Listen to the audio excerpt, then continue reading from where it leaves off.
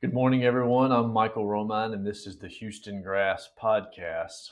We are nearing the end of August, and we've made it through another summer. But as we all know here, there's plenty more heat to come, no doubt. We have made it this far. I hate to say it, knock on wood. We've made it this far without anything from the tropics bothering us. I don't know, but I suspect the summer has averaged a little bit lower temperature just because of the regular rainfall. And it's been kind of nice. I haven't run much for irrigation at my office. At my house, I've had to run the irrigation mainly for flower beds and whatnot. It just depends on where you live. The way these rains have been so scattered, somebody might get 2 inches and somebody would 15 miles down the road might get zero. So it just kind of depends on the timing of the rain. And as we always say, you've got to take Mother Nature into consideration when you're watering the grass. It's just part of the deal. If you get good rain, you kick the irrigation off. If you don't have the little sensor that goes along, you got to be paying attention to the weather. And I know us being in this business, we pay attention to it a little bit more than most. It is kind of a fact of life if you want to keep grass green and healthy. And I suspect the same goes for plants.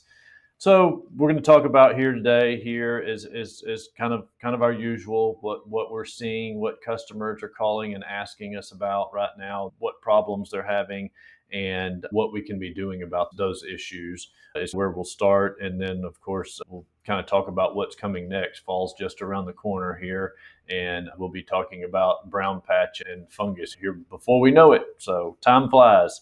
Some of the challenges are, of course, we do know the heat, humidity that can bring about some of the funguses like the summer patch and the gray leaf spot. So that's kind of what the heat and humidity bring. The pests that we see, of course, are when we get those dry periods. We see chinch bugs. One of the gentlemen that works here, Bo, said he has received several phone calls this week that sound an awful lot like grubs. And I actually have a relative of mine sent me pictures and the telltale for grubs versus chinch bugs. You look out there, the yard looks horrible regardless. You walk on the grub eating up grass and it's kind of spongy and the grass kind of moves under you because they eat the roots right up to the base of the plant.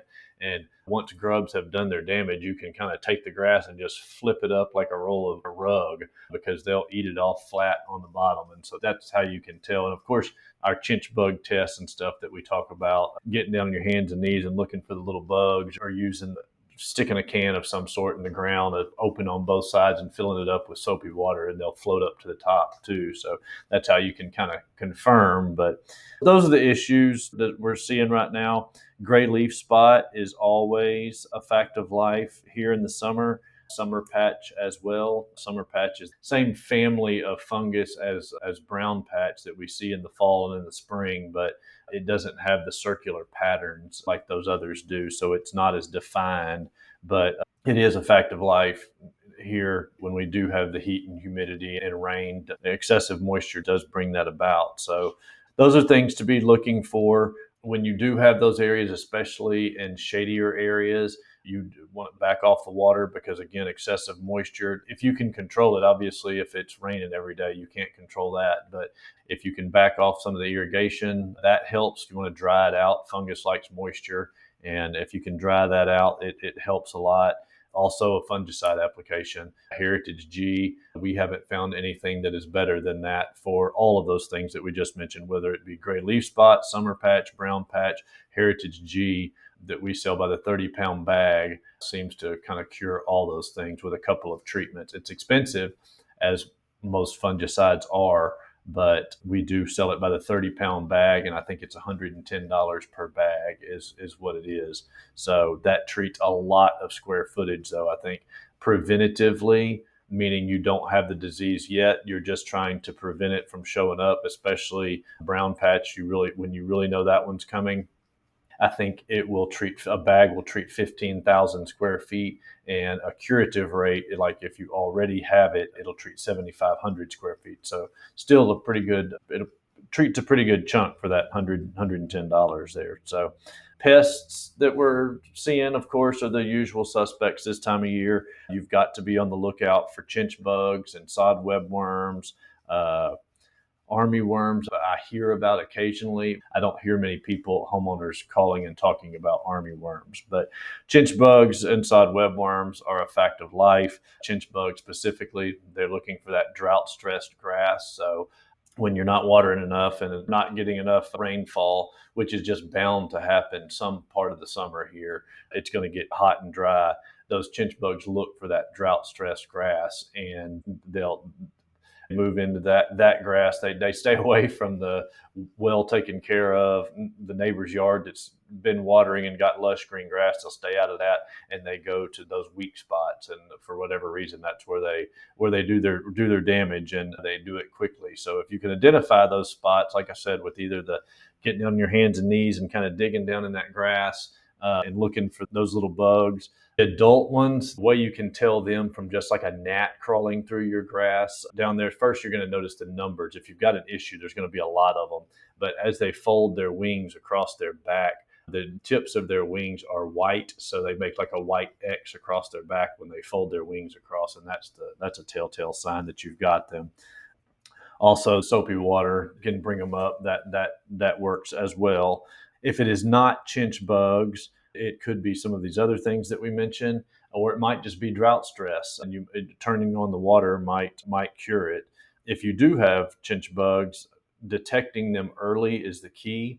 We sell a product called Sayonara that you screw on the end of a hose, and it's just a little bottle that you get. There's other things out there as well. That's the one we like, and that's the one we sell. You put it on the end of your hose, and what I like to do is stretch the hose all the way out in the yard that I'm going to be working with, and then I walk backwards as I spray back and forth, and so I'm not walking through the chemical. You do that, and you probably have to do it a couple of times because there's can be eggs there and whatnot. You've kind of got to break that life cycle because the eggs, the chemical won't affect, I don't think. So they've got to be, little bugs got to be around, but that liquid does way better than, there's a lot of granular insecticides out there too, but these liquids are instant. So you spray it out there, spray it out again 4 or 5 days later, and you'll probably get rid of them. But to keep them away, and to keep them away at that, if you do have chinch bugs, to keep them away in the future is to turn on the water.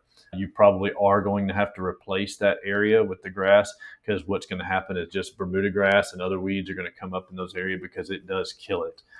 You're probably going to have to scrape that area off, plant new grass there, or weeds, or what's going to take it back over. So you don't want that area to get too big, or then you're replacing a bigger piece of your yard. Pay attention to those. Sod webworms, they work a little bit differently. They actually attack healthy grass, and you'll go out in the morning and you can walk through your grass, and if you see the brown moths flying up out of the grass, that is the adults that fly around and they drop the eggs, and then the eggs hatch and the little green larvae come out, and they're what eat your grass, little worms. So there's different life cycles obviously there, and you use the same stuff, still spray them with the Sayonara. If you see any signs of them, you go out in the morning and it looks like somebody, if maybe you don't see the moths, but maybe you see a little circle size of the bottom of a soccer ball or something like that, and what they do, they come up out of the thatch layer at night and they eat around that their tunnel, and then they take the blades of grass back down in their tunnel during the day. So you'll see what it looks like to me is that somebody cuts the grass in an area like with a weed eater. Somebody just drops a weed eater down so it doesn't make they don't make a nice clean cut across the top of a blade like a sharp lawnmower blade will do. It just rips. It looks like a weed eater just kind of rips the grass. And that's exactly, as they chew the top of that grass off, it's real jagged looking. So that's the other sign that they're there. And then, like I said, same thing, Sayonara, treat the whole yard, and then whatever it is, 4 or 5 days later, treat it again. Because they're talking about the egg stage and whatnot, a third treatment may be necessary when you see those. I will say though, this year, or 2025, for future videos here, we have not had hardly any phone calls about sod webworms this year. Chinch bugs have been a little bit more of an issue, and like I said, this week it seems like there's some grub worms popping up. So that is what we are seeing right now. Taking quick action is what can keep it from getting out of hand in either case. So being observant of your grass, and that's kind of the key to this. Don't just put it on cruise control this time of year. It can end and it can get expensive. So also let's talk a little bit about watering and mowing. watering new grass versus established grass. Watering new grass is pretty much the same year round. You've got to, the first day the grass is in, you've got to really flood it in there. We try to use words like flooded in there and whatnot, just to try to drive home to people how much water new grass takes that first day. 2 inches of water is the number. With a hose and irrigation, that's about 8 to 10 hours of water. That's what I found with my rain gauge. The best way for all of this stuff, I can sit here and spout off times and stuff like that, but taking a few rain gauges and stick them out sporadically throughout the yard and keeping a track of what you're putting out is the best way, whether we're talking about new grass, established grass, all of it. So what you're looking for is 2 inches of water that first day with new grass. And then say summer, this time of year, since it is summer, we'll talk about that. You're going to water every single day for 2 weeks. You're going to probably want to water an inch with a hose and a sprinkler. That's like 4 hours. With an irrigation system, it's certainly less than that. Again, I can only tell you that it's an inch. Putting rain gauges out there is definitely the way to make sure that you're getting that. And then that second week, you can probably start backing off a little bit on the water. And then, of course, the third week, you're going to be able to go out there and try to pick it up, and the grass is not going to move. And that is your sign that it's rooted down, and you can start slowly backing off that watering frequency.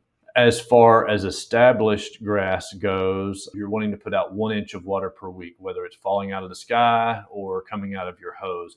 I am currently watering. I was watering 2 days a week. Now I'm having to water when we get those 10 days without rain. I'm bumping it to 3 days a week. Not so much for the grass again, but for my flower beds. If you've got your irrigation system set up right and you're getting your good 100% coverage, you can probably still get away, because we have been getting some help with Mother Nature this summer with the rain. You probably can get away with 2 1/2 inch waterings per week on the grass.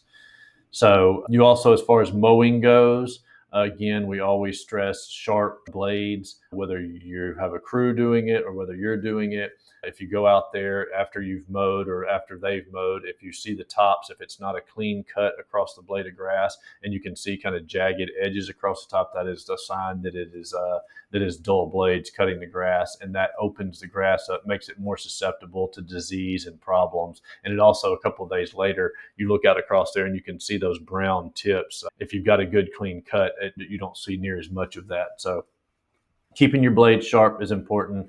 Obviously, we're way into summer. Your mowing height should have been increased in probably late May and June for sure, to 4 inches or so, at least 4 inches. Keeping that grass taller helps with all kind of things. It helps collect sunlight. It helps shade the grass to keep your moisture in the dirt. It's just very beneficial to increase that mowing height in the summer. So do that as well. There's nothing wrong with having a little bit taller yard. Frequency, I guess, I definitely need to mention that. Frequency is the most important thing. You've got to mow once a week. We're still in the prime growing season for the grass. If you're waiting every 2 weeks or even more than 7 days to cut your grass, you're cutting more than a third of the leaf tissue off. So if you've got a 4 inch tall piece of grass, you can imagine what a third of that is. If you go cutting a half off, which is exactly what you're going to do, if you wait 2 weeks, that's very stressful to the grass and invites issues. So you don't want to do that.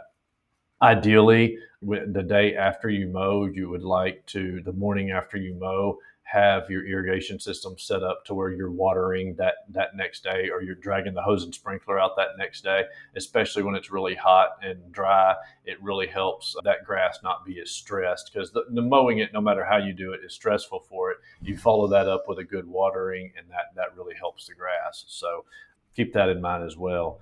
We do have, obviously, here at Houston Grass, we've got all the grasses that are suited for our part of the world. St. Augustine's primarily what we sell. If you've got some shade, we've got the cobalt and the palmetto. If you've got no shade and you want more of a golf course look, we've got Bermuda grasses, but we've also got the zoysias. If you want something that looks a little bit different and is also made for our part of the world here, we've got it.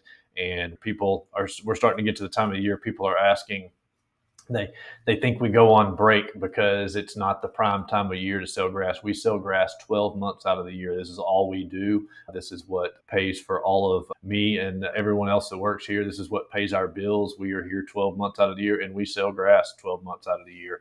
Just because the grass goes dormant or brown in the winter after we get that first frost doesn't mean that you can't plant grass here. So if you've got questions about grass or need grass, call us anytime, pick our brains.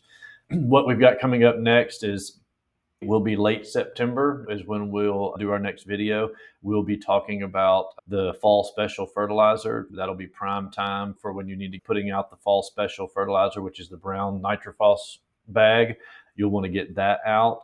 Probably it would be a good idea mid to late September doing a preventative treatment of the Heritage G to keep the brown patch away, especially if you know you have areas that lower areas. That's usually where it starts. If you know it comes in this certain spot every year, it's a good idea to at least treat those areas to keep that from coming out. It doesn't kill the grass, but it scars it. And once the grass stops growing, you've got to look at those ugly yellow or dead rings. We call it brown patch scarring. You got to look at that all winter. So try to keep that at bay. If you can do 2 treatments of the Heritage G mid to late September, and then about 3 weeks later, that is a really good idea and a good investment. So those are kind of the things that come to mind here. Brown patch prevention will be, if it keeps raining like this, as soon as we start getting some cooler nights, brown patch prevention will be what we will be talking about a lot. And I think that's kind of what I have here. We're always here. We're open Monday through Thursday, 8 to 5, and on Fridays this time of year we close a little bit early, especially when we run out of grass. So we're always here till 2 on Fridays, but we run out a lot because it's so hot we can't carry the grass through the weekend. So we've got to make sure we sell everything on Friday or it goes to waste. So give us a call if you've got any questions, and if you need some grass, stop by or give us a call. Thank you for listening.